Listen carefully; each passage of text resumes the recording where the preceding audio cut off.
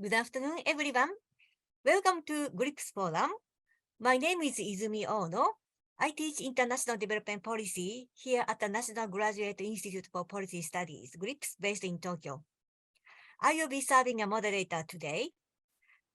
GRIPS Forum aims at informing policy debate by inviting leaders in various fields. It is a public event. At the same time, gives our students opportunities to participate in and learn from such global leaders.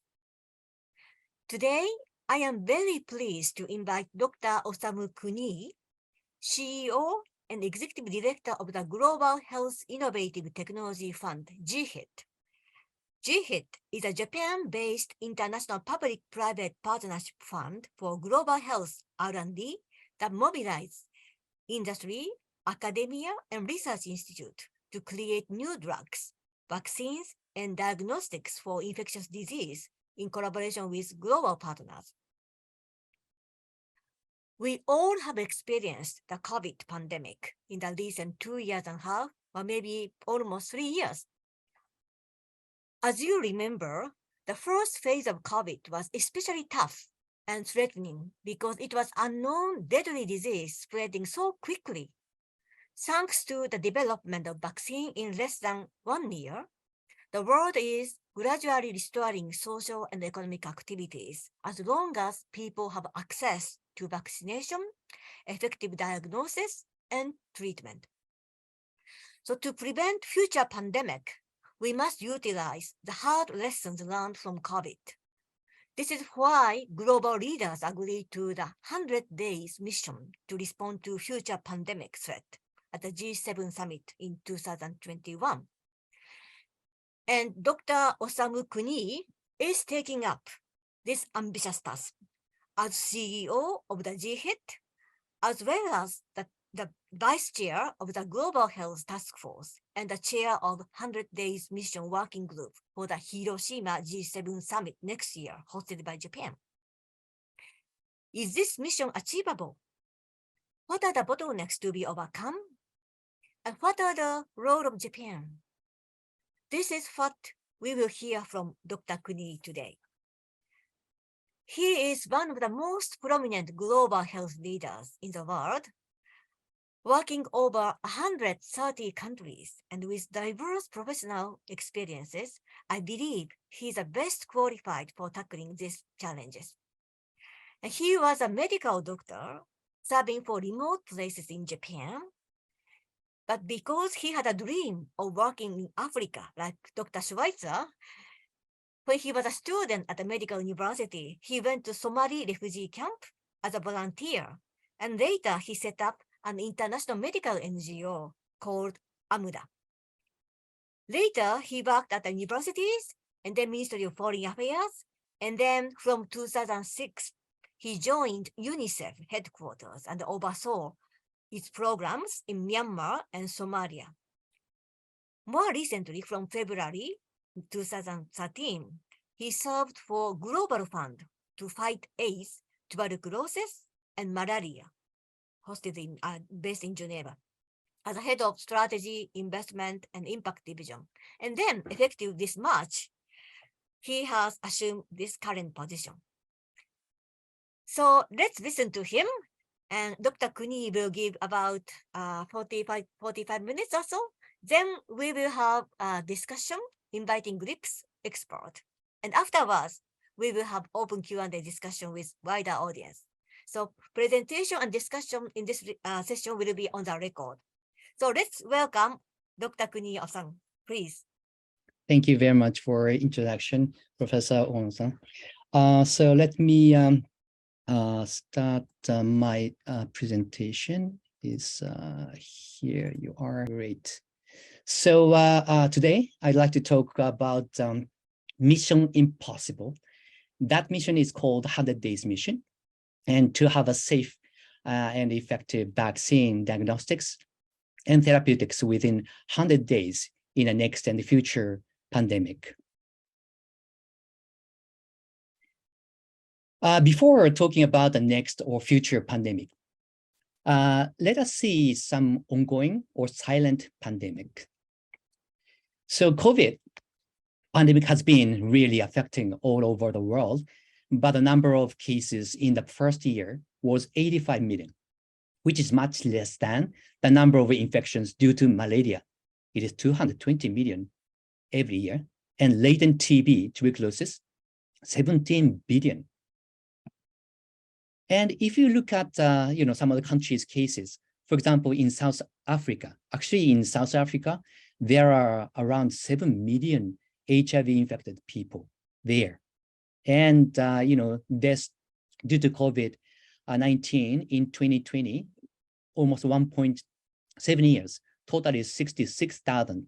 But actually, annual death due to AIDS is 83,000, much more. And Indonesia, TB cases and death are much more than COVID death, and India also. So there is so-called poverty-related diseases, such as tuberculosis, malaria, and NTD. This is neglected tropical diseases, which have 20 diseases and syndromes, are not prominent in high-income countries, but still infect about 2 billion people and kill more than 2 million people annually in the world, especially in low and middle-income countries. And the world set global target, like SDG, to reduce TB incidence by 80% by 2030, compared to 2015 data. But the current trajectory of annual 2% reduction demonstrate that we couldn't achieve the target by 2030, but could achieve it only more than 150 years later. To bend the curve and accelerate the reduction, we need innovations and new vaccines, drugs, and better diagnostics. But there is a long way to go from drug discovery till registration and approval, and further till access and delivery to patients. It usually takes more than 10 years to research and develop drugs. A matter was not only time, but also a success rate and cost. Drug discovery, especially vaccine development, is called a risky gamble. An average overall likelihood of approval from phase 1 clinical trial in the past 10 years was only 8%.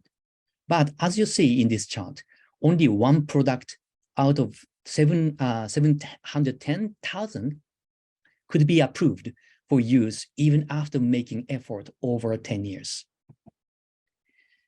So most of pharmaceutical companies and industries lost interest and incentive in research and development of new drugs against infectious diseases as not profitable and predictable. So currently, less than 1% of new drugs are developed and approved for neglected tropical diseases. So the organization currently I'm leading is called GHIT, Global Health Innovative Technology Fund, which is unique, innovative, public-private partnership to promote research and development of infectious diseases, disproportionately affecting low and middle-income countries. We have a variety of funding partners, including Japanese government, private industries, and private foundations like Gates and Wellcome. Our budget is not huge, but I can say very efficient, as we invested in more than 100 projects with a limited budget of approximately $300 million in the past 9 years. We have a quite good global partnership. In 35 countries, we have over 160 partners. And currently, we are supporting clinical trials of 13 product candidates and expect the registration and pre-qualification within the next 5 years. Could you imagine, usually from a discovery, drug discovery to approval, it costs around $500 million or over, just only for one product. So, as I said, we have invested in over 100 projects, 100 candidates, and 13 products candidates reached clinical trials. So I could say it is quite efficient. So especially a new drug, one kind of product candidate is a pediatric form of praziquantel, which is an effective drug for schistosomiasis. It is a kind of parasitic, the disease and infection, and potential to cure 55 million children in the world, especially in Africa. Now I'd like to talk about the ongoing prominent pandemic in the world, COVID-19. In this crisis, public health emergency of international concern called FIC, that is WHO's formal declaration of pandemic, was declared on 30th January 2020. And the first PCR test was approved on day 64 after the FIC. The first successful clinical trial report of steroid drug to reduce the risk of death of COVID came out on day 138. And the first safe and effective vaccine was approved on day 307. That is 11 December 2022. It is really amazing, because as I said, it's very difficult to get effective vaccine within 1 year, within even 10 years. And the success rate was very, very low.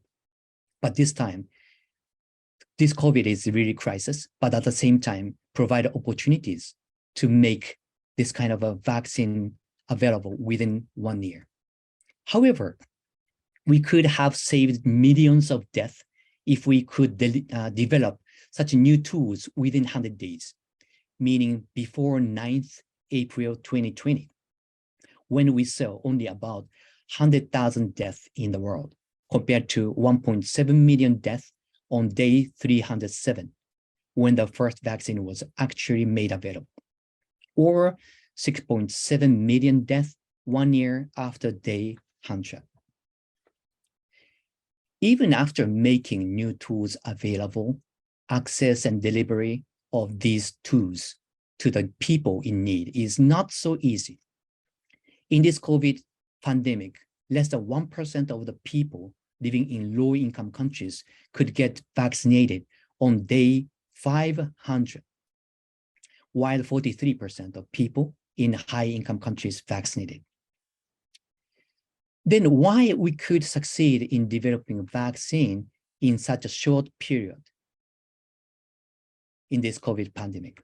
There are several factors. One of the most critical factors of success might be funding and resource mobilization. The US government solely funded about 18 billion US dollar by October 2020 to accelerate vaccine R&D through a special program called Operation Warp Speed. And technology, to be precise, the COVID vaccine was not developed within 1 year, but the platform technologies like a messenger RNA has been being developed over a decade and have facilitated rapid development of COVID-19 vaccine. Knowledge sharing. We need a lot of information and data to develop vaccines, including suitable antigen and other viral components to trigger an immune response, and data of animal tests to investigate safety and ability. In the case of COVID vaccine, the first COVID antigen were mapped out within hours of the coronavirus genome being made public by Chinese scientists. The sharing of information about antigens from related coronaviruses that cause SARS and MERS also helped. And together, those insights may have saved years. Parallel trials. This saved time by running clinical trials almost in parallel instead of proceeding from phase 1 to 3 sequentially, which has allowed researchers to learn as they go, adding different risk groups along the way to build a more complete profile of how effective the vaccine will be across different demographics. Also, the involvement of trials sites in many different countries has allowed researchers to follow the virus to some extent, recruiting more volunteers from areas where the virus is currently raging, which means less of a wait to find out how effective a vaccine is. Lots of COVID-19 disease. Usually, clinical trials can take a long time if a disease is rare and the study gets a small number of cases. But in this case of COVID, they could get tens of thousands of cases in many places in clinical trials. And finally, quick regulatory approval. Usually, the regulatory approval process is expensive, complicated, and takes time. But this time, because of the health emergency, many regulatory agencies have introduced process of rolling review for COVID-19 vaccines, allowing data to be submitted and assessed as it comes available so that the process could be quicker and simpler.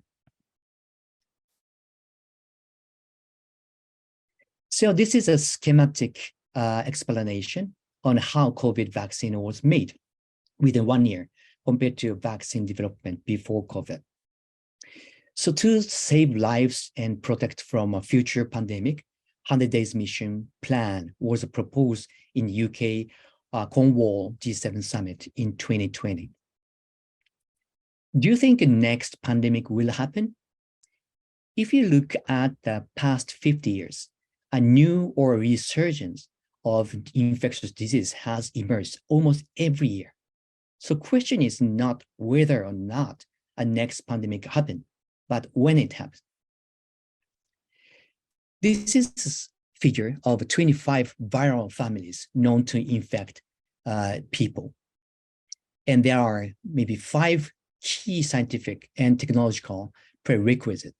One is pre-existing prototype vaccines for representative pathogens across multiple virus families. And second one is global clinical trials, infrastructure and readiness.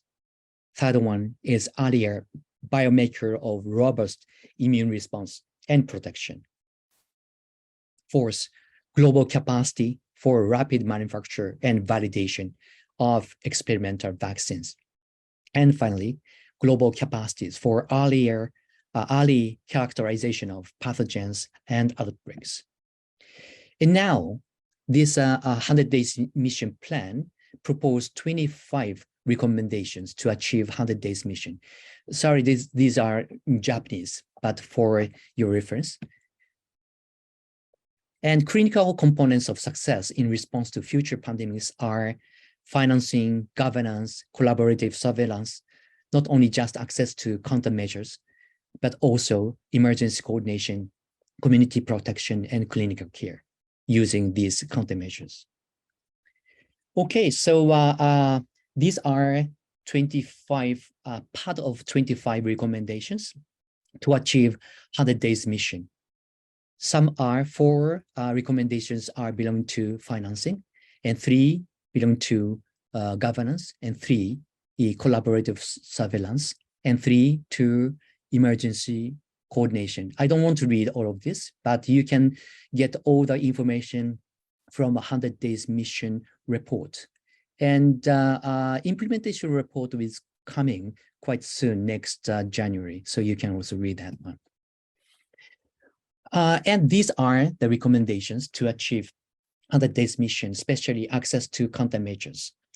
So 3 are under R&D, and 2 are under clinical trials, 2 related to regulatory, and 3 recommendations are related to manufacturing, production, and 2 are related to distribution.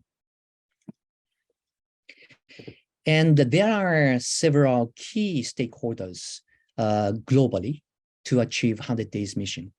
For example, in financing, World Bank started the Financial Intermediary Fund inside, and G20, Joint Finance Health Taskforce is there. And the WHO has several initiatives and hubs inside. And Europe also established that health emergency responsive agencies. And Africa, actually, in Africa, there are a lot of initiatives, especially African CDC is now very much strengthened. Recently, I visited Senegal and the Zambia, and I found that a lot of initiatives going on in country and also regionally. And of course, there are several international organizations like IFRC, the International Federation of Red Cross and Crescent, also quite critical for this community protection using that medical countermeasures. And now the Wellcome Trusts provide some budgetary support to find gaps in this progress of these 25 recommendations. Actually, regularly, these 25 recommendations are monitored and find gaps. So currently, there are 1, 2, 3, 4, 5, 6 recommendations are quite high on track and quite good, but several recommendations are still quite behind. I don't want to read all the things, but I want to show some of the recommendations quite on track. For example, regular review of implementation of 100 days mission recommendations, and the WHO defined rule of laws and set out guidance on good practices for stakeholders, and the stringent regulatory authorities like European medicines agencies and the PMDA in Japan, and the WHO to form international alliance in a pandemic to support knowledge exchange, likewise.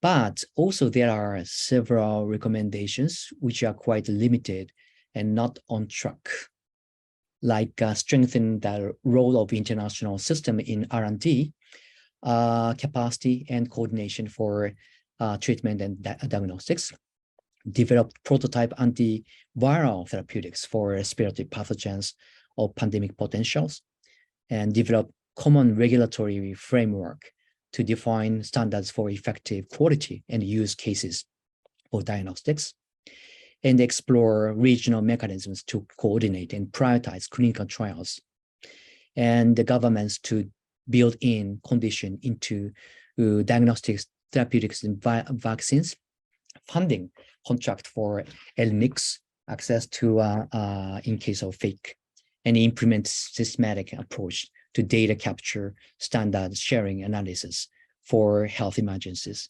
and establish Global Health Board reporting to G20 on pandemic readiness.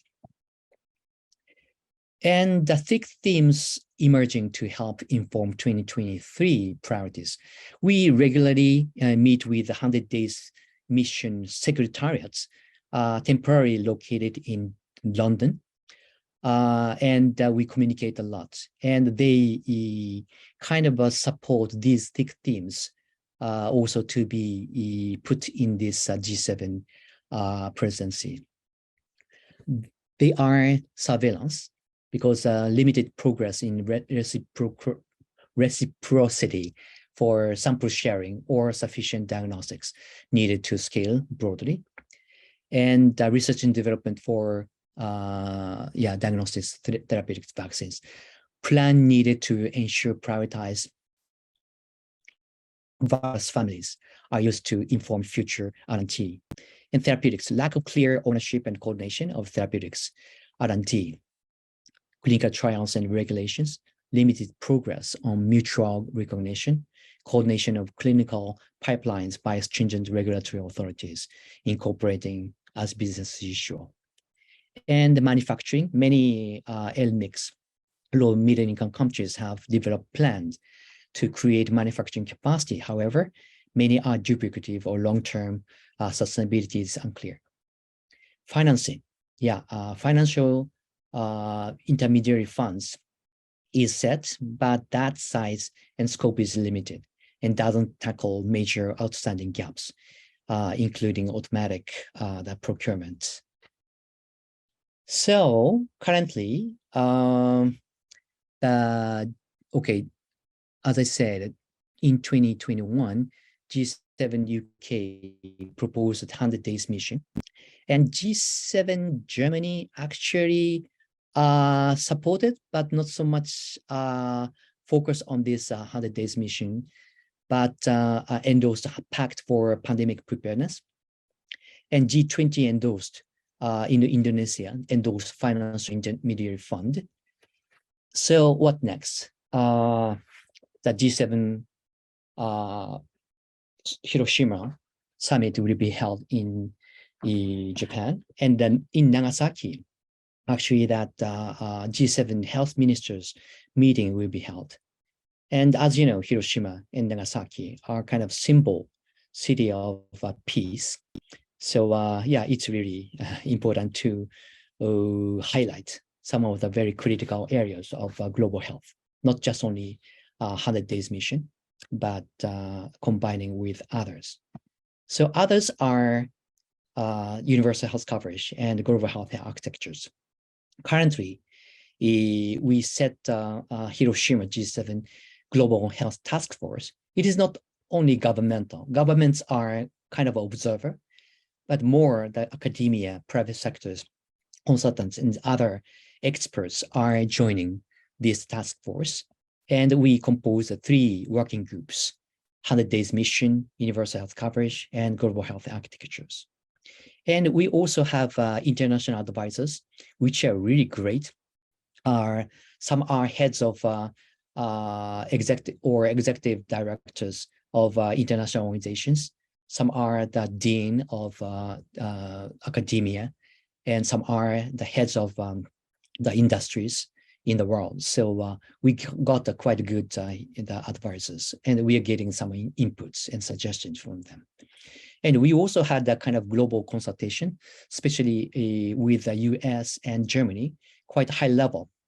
Even virtually, we got participation of the health ministers of Japan and Germany, and the head of also the HHS in the Washington, DC.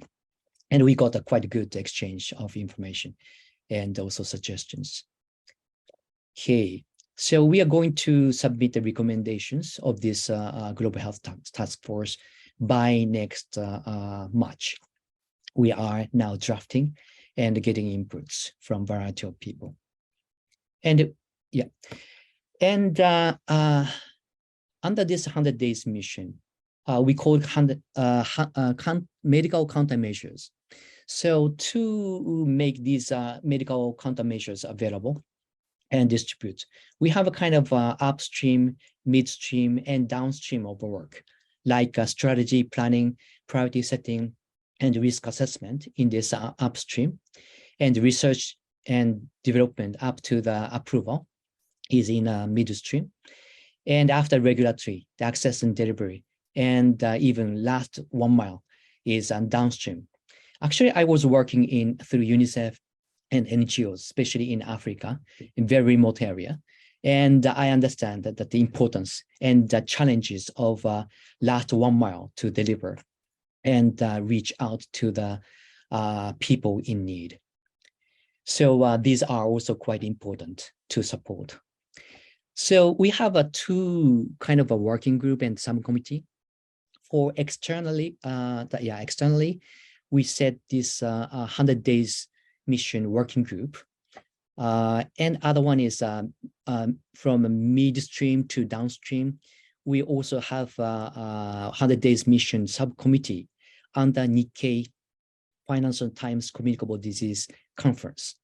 So we have maybe more the individual, the industries under this subcommittee, but we have quite representative in the limited number of industries and academia in this working group.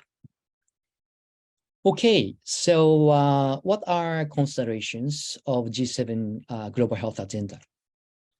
One is a continuity from a previous G7 summit and health ministers meeting. So we have a lot of continuity of discussion.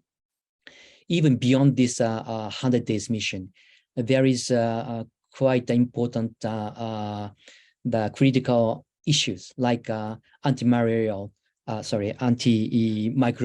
resistance, and overall pandemic preparedness, of course, are quite critical. So we also need to understand this continuity. And the other one is balance between G7 domestic issues and global cooperation.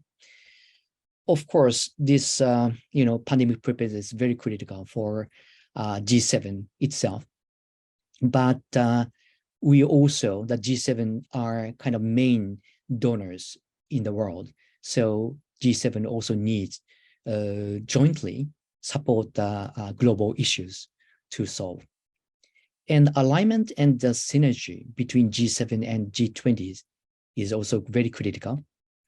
In the past, we found some divide between G7 and G20. So we really have to support, and also maybe we might need to invite some of the G20 representatives. And we already got engaged some of the G20 people in our task force and in our international advisors and exchange of the discussion. And we also expect that the G7's Japan's leadership and initiative. You might recall that the 2000 of Kyushu Okinawa Summit. This time, Japan chaired the G8 at the time, the summit, and the first ever raised that global health agenda in this G7. And we also supported that the innovative the partnership needed for combating the HIV at the time, real kind of pandemic in the world. Of course, that COVID is really kind of a crisis, but the time of the HIV, the fatality rate, case fatality rate is almost 100% compared to less than 1%. Nowadays, maybe less than 0.1% of case fatality of COVID. So, how serious it was, you can imagine. So at that time, that Japan's initiative and leadership or coordination really kind of lead to creation of a global fund. So, and also Hiroshima Summit and Toyako Summit in the past also gave quite a good momentum for UHC, universal health coverage, and others. That is why this time also we really need to show that leadership initiative. So currently we are discussing, so we cannot tell that final or suggestion or recommendation, but some of the examples I want to show here as a potential recommendation. One is global harmonization, and the priority setting in 100 days mission is very critical, especially global harmonization of clinical trials and the priority setting of the pathogens, especially for that prototype one. And the regional capacity building is quite critical. Actually, regional capacity, especially the manufacturing, is very much critical. So this could be quite an important recommendation. And these are also supported and suggested by other international the advisories. But the regional capacity is not only just manufacturing, but also regional capacity building of research and development, especially messenger RNA and other technologies. And also, of course, surge capacity for response and access delivery, etc. So there are a lot of kind of areas of capacity building. And finally, the universal health coverage and health system strengthening is also quite important for equitable access and delivery. Because, especially during the peacetime, this building health system and kind of highlighting this universal health coverage, especially sustainable financing and etc., is very critical. Because anyway, even we create a good vaccine, there is only one community health worker in a very huge area of villages. So that one health worker has to, provide and reach out to the last 1 mile. So we really need to support, human resources and data system and supply chain as well. Actually, when I was working in the UNICEF, they are very much fragmented, the supply and logistics.